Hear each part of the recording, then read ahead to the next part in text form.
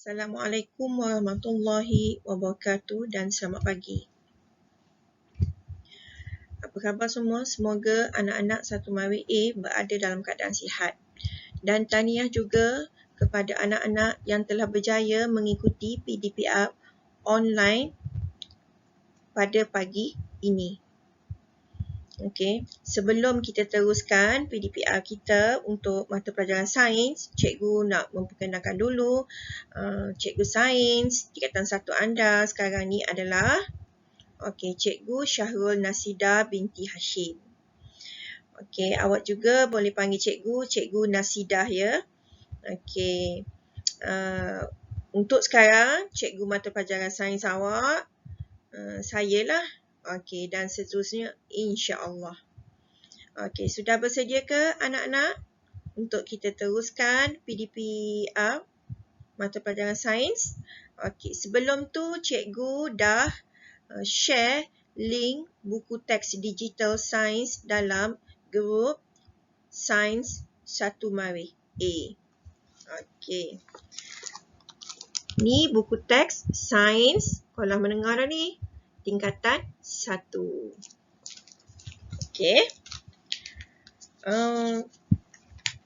Anak-anak boleh bersama membuka buku teks digital.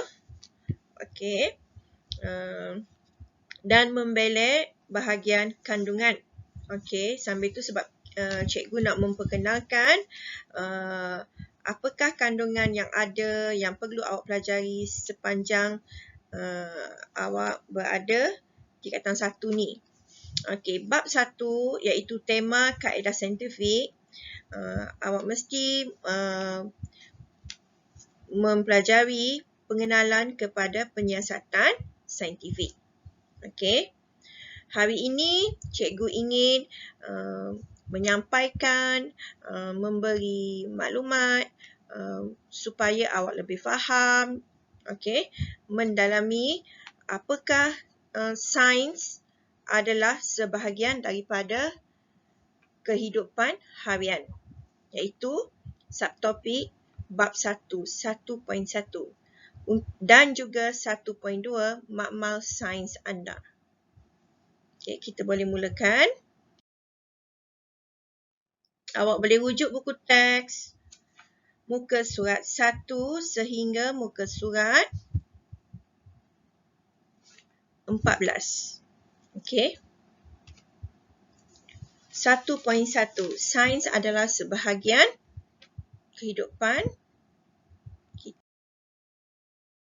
Sebelum tu anak-anak mesti memahami dan mengetahui apakah dia definisi sains.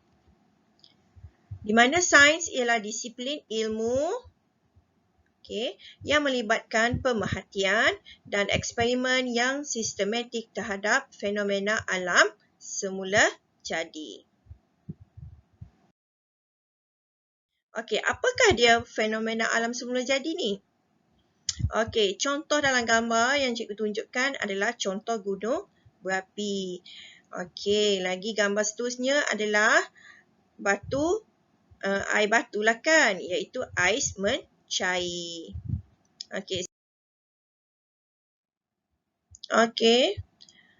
Apa tu? Gambar menunjukkan tumbesaran manusia. Daripada awak lahir sehinggalah awak sekarang ni dah masuk tingkatan 1 tahun 2021. Ini menunjukkan gambar hujan. Ini adalah contoh-contoh yang cikgu tunjukkan adalah fenomena alam semula jadi. Iaitu kalau fenomena alam semula jadi ni, maksud di sini kita tahu kejadian alam ini adalah kehendak dan kemahuan Allah Subhanahu Wa Taala. Kita pergi kepada kepentingan sains dalam kehidupan seharian. Sekolah rendah dah awak belajar dah apakah dia kebaikan sains, kepentingan sains kan, kegunaan sains. Hari ini kita lanjutkan lagi di mana contoh-contoh kepentingan sains dalam kehidupan seharian. Contoh yang kita tengok gambar tu adalah contoh pelangi, di mana pelangi ni kita dapat mengetahui, membantu kita memahami pelbagai kejadian di muka bumi. Pembentukan pelangi juga kita dapat diterangkan melalui konsep penyebaran cahaya. Okey. Seterusnya, gambar yang kedua, telefon bimbit, iaitu smartphone. Okey. Di mana dengan teknologi terkini, okey, dengan adanya kaedah-kaedah digital, penciptaan telefon dan komputer dapat meningkatkan taraf hidup dan memudahkan urusan kita. Contoh sekarang ni lah. Okey, kita belajar secara online, di mana cikgu di rumah, awak di rumah. Kita tidak boleh bersemuka lagi. Okey? Okey, kepentingan sains dalam kehidupan seharian apa lagi? Itu contoh ahli sains, okey, ahli makmal, okey, yang membuat analisis, di mana ini adalah salah satu profession yang dapat menganalisis apa-apa maklumat berkaitan sains, dan ia memberi banyak pilihan kerjaya, okey, yang profesional bagi meningkatkan ekonomi negara. Okey, contoh seterusnya, dan contoh ini yang sangat dekat dengan kita, iaitu vaksin COVID-19, kan?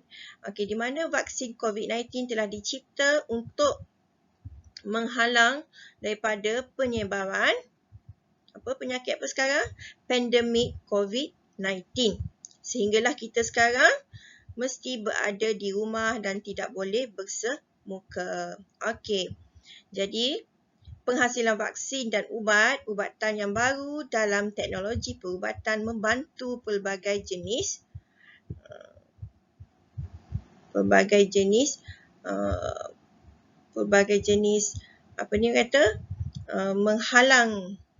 menghalang daripada penyebaran penyakit.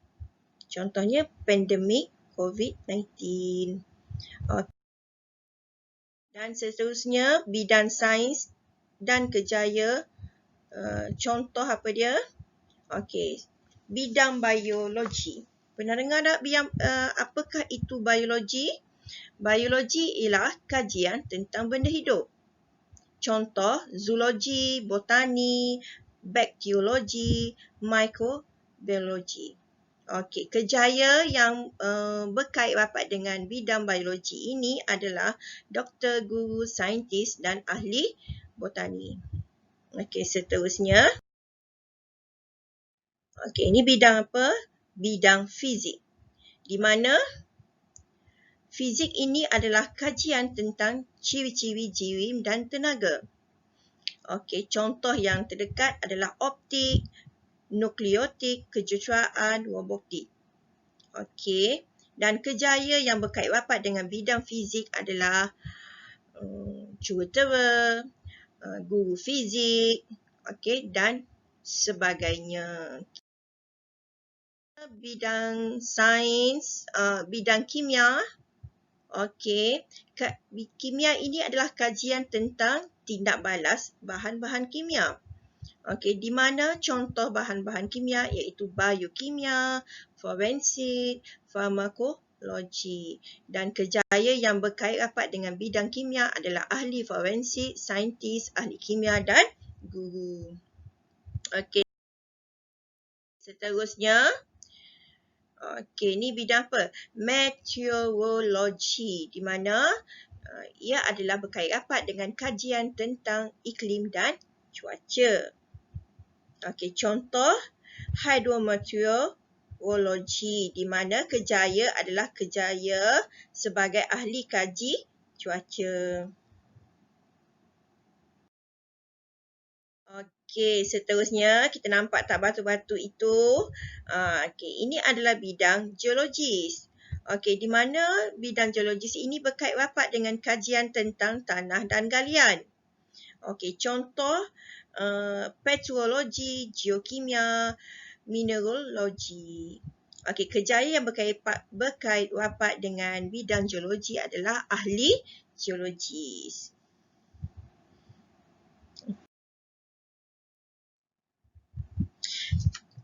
Okey, ini gambar menunjukkan bidang arkeologi, di mana arkeologi adalah kajian tentang artifak purba tinggalan prasejarah. Okey, contoh adalah paleontologi. Kejayaan yang berkait rapat adalah ahli arkeologi. Okey, seterusnya bidang astronomi. Astronomi ini adalah kajian tentang planet dan bintang dalam galaksi. Contoh bidang astronomi adalah astrofizik dan juga kosmologi. Kejayaan yang berkait rapat adalah angkasawan ataupun ahli astronomi. Okey, seterusnya kita nampak gambar pilot kan. Itu adalah bidang aeronautik, di mana ia adalah kajian tentang pembinaan pesawat dan penerbangan. Siapa yang minat? Okey, contoh adalah penerbangan pesawat. Okey, kejayaan sebagai juruterbang ataupun pilot. Okey, inovasi teknologi dalam bidang sains. Okey, apakah inovasi teknologi dalam bidang sains? Contoh yang terdekat yang kita boleh nampak adalah dalam bidang pengangkutan dan komunikasi. Di mana kita boleh tengok kereta api, kapal terbang membolehkan kita bergerak cepat dan selesa. Okey. Satelit dan pencawan membolehkan kita berhubung dengan orang yang berada di tempat jauh. Okey, inovasi teknologi dalam bidang sains lagi. Okey, dalam bidang perubatan, okey, ubat dan kaedah rawatan yang baru ditemui untuk merawat pesakit secara efektif dan membantu mengekalkan kesihatan badan manusia. Okey. Inovasi teknologi juga dalam pembinaan. Okey, contohnya mesin dan jentera yang berkuasa tinggi seperti mesin pengorek dan traktor digunakan dalam kerja pembangunan infrastruktur. Seterusnya. Okey. Dalam bidang pertanian, reka cipta mesin baja kimia dan racun serangga yang baru membantu meningkatkan kuantiti dan kualiti hasil tanaman. Okey, itu adalah 1.1 iaitu sains adalah sebahagian daripada kehidupan harian. Cikgu nak menyentuh pula 1.2 iaitu makmal sains anda. Sebelum tu anak-anak dah biasa dah masuk makmal kan? Okey, naik sekolah menengah pun sama juga. Untuk masa sekarang tak boleh lah. Okey, sehinggalah kita dapat ke sekolah, kita akan belajar sains di dalam makmal dan ada menjalankan aktiviti di dalam makmal. Okey, radas makmal dan fungsinya. Banyak alat radas makmal yang anak-anak mesti tahu dan menggunakannya dengan betul. Okey.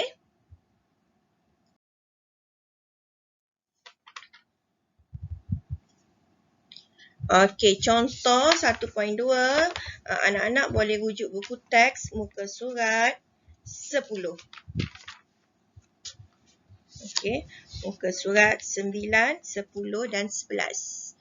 Di mana? Okey, di mana dalam makmal sains anda, anak-anak mesti mengenal pasti dan menyatakan fungsi radas. Okey, mengenal pasti simbol dan contoh bahan berbahaya di dalam makmal. Okey, melukis dan melabel alat radas yang biasa digunakan dalam makmal dan membuat pengelasan berdasarkan kegunaan. Okey. Okey, contoh. Kita boleh rujuk buku teks juga, muka surat 10. Okey. Di mana radas makmal dan fungsinya? Okey, gambar yang pertama menunjukkan corong turas. Okey, digunakan bersama dengan kertas turas untuk memisahkan mendapan daripada larutan. Okey, kaki betot. Okey. Seperti ini. Okey, dia punya fungsi adalah memegang atau mengekalkan kedudukan radas. Okey.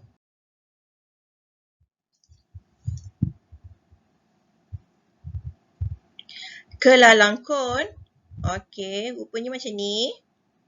Okey. Gambar wajah 2D dan gambar wajah 3D. Tolong perhatikan. Okey, fungsi adalah mengisi cecair kimia dalam kuantiti yang besar. Okey, tabung uji, D tabung uji dan E tabung didih. Okey, di mana D mengisi kuantiti cecair yang sedikit. Okey, E mengisi bahan kimia yang banyak dan untuk dipanaskan. Okey, kalau nak panaskan, kita menggunakan tabung didih. Seterusnya, rak tabung uji. Okey, gambar wajah 2D dan gambar wajah 3D. Okey, anak-anak pun dah tahu kan, biasa dah ada dalam makmal sekolah rendah anda.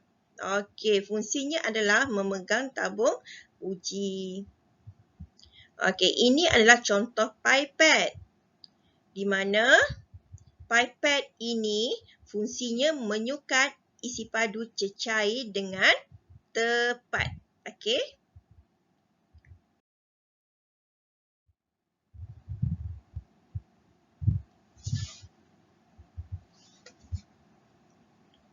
Okey, seterusnya silinder penyukat. Gambar rajah 2D dan 3D. Fungsinya adalah menyukat isi padu cecair. Okey, ini adalah gambar rajah spatula ya. Memindahkan kuantiti dengan sedikit. Kuantiti bahan dengan sedikit. Seterusnya, apa yang ada lagi dalam makmal ni? Bika. Bika dalam makmal pun banyak saiz ya. Okey, tujuan dia, fungsinya adalah untuk menyukat isi padu cecair. Mangkuk pija. Okey, macam ni rupanya warna putih. Okey, mengisi bahan-bahan yang hendak dipanaskan. Okey, jadi kalau nak panaskan bahan dan bentuk tersebut, kita akan menggunakan mangkuk pija. Okey, seterusnya kasadawai. Okey, rupa sebenar adalah fungsinya menyebarkan haba dengan sekata semasa pemanasan. Penunuh bansen. Okey. Membekalkan api bagi pemanasan bahan. Okey, kita pergi kepada simbol dan contoh bahan berbahaya. Boleh rujuk buku teks, muka surat 11 dan 12. Di mana dalam makmal banyak simbol, banyak bahan kimia yang berbahaya. Jadi kita perlu mengikut arahan, mestilah mengikut arahan cikgu macam mana cara untuk menggunakannya. Okey, jadi simbol-simbol ini biasanya akan ada label pada setiap bahan yang ada pada botol-botol ataupun bekas dalam makmal. Contoh, kita tengok. Okey, tujuan. Tujuan kita buat simbol dan untuk melabelkan bahan-bahan ini adalah pengguna boleh mengambil langkah-langkah berjaga-jaga untuk mengelakkan apa-apa berlaku kemalangan.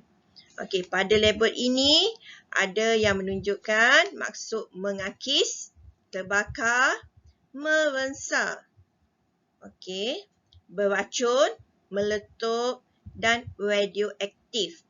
Contoh, bahan yang mengakis adalah asid dan alkali pekat. Okey, gambarnya tangan tu air titik-titik tu kan. Okey, bahan mudah terbakar. Okey, simbolnya adalah api. Iaitu contohnya adalah contoh alkohol, petrol dan kerosene yang mudah terbakar. Jadi kita kena perlu berhati-hati sekiranya kita menggunakan bahan tersebut. Okey, tanda pangkah ialah menunjukkan membesar, di mana contoh lautan amonia dan kloroform. Okey. Tengkorak, simbol tengkorak menunjukkan ia adalah beracun. Contoh merkuri, benzena dan bromin. Okey. Bahan mudah meletup, nampak tak letupan ni? Contoh gas hidrogen dan natrium. Bahan radioaktif, uranium dan plutonium. Okey, dan seterusnya. Okey, simbol dan contoh bahan yang berbahaya. Okey. Sama je, contoh nak makmal, etanol, minyak, okey. Lampu menggunakan minyak tanah tu bakar. Okey, bahan mengensa yang ada di biasa kita tengok ni lah kan. Okey. Amonia, okey. Kloroform, okey, mudah mengensa. Yang akan jadi rasa gatal kalau kita terkena. Okey. Beracun. Okey, contoh gambar yang menunjukkan ada label beracun ni. Okey. Bahan mudah meletup, hidrogen. Okey. Seterusnya pula, tengok radioaktif, uranium, plutonium. Okey, ini dia rupa uranium dan plutonium. Okey. Lukisan radas dan pengelasannya. Okey, memegang radas. Contoh, tungku kaki 3, pemegang tabung uji, kaki retort. Jadi, ketiga-tiga alat radas ini fungsinya memegang radas. Okey, anak-anak dah tahu rupa dan kita perlu mengelaskannya. Okey, sebagai bekas. Contoh pengelasan alat radas sebagai bekas. Contoh apa? Tabung didih, mangkuk pijar, kelalang, mangkuk penyejat, tabung uji. Okey, dan seterusnya pengelasan memindahkan, memisahkan bahan kimia. Spatula, corong turas dan penitis. Okey, peraturan dalam makmal. Okey, sama je peraturan dalam makmal di sekolah rendah, begitu juga sekolah menengah. Jangan dekat alat elektrik dengan sumber air. Jangan menghidu, merasa bahan kimia secara terus sebelum mendapat kebenaran cikgu. Jangan halalkan tabung didih yang hendak dipanaskan ke arah diri sendiri atau rakan. Jangan dekatkan bahan yang mudah terbakar dengan api.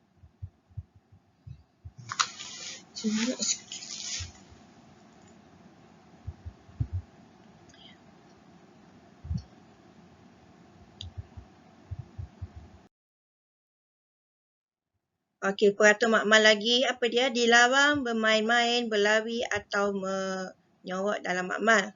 Gurau-gurau tak boleh lah. Okey, pastikan kebersihan dalam makmal dijaga.